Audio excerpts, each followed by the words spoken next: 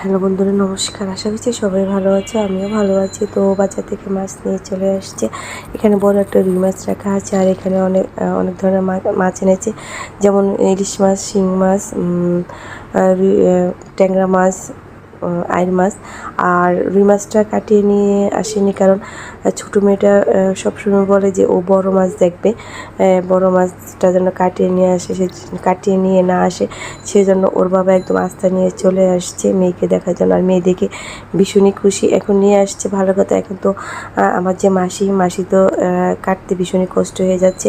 মাসি বসে বসে কাটতে পারে না, মাসি একদম দাঁড়িয়ে কাটা শুরু করে দিয়েছে, কারণ যেহেতু মাছটা বড় ছিল, সেই জন্য আর কি এত কষ্ট হয়ে গেছে মাসির জন্য কাটা।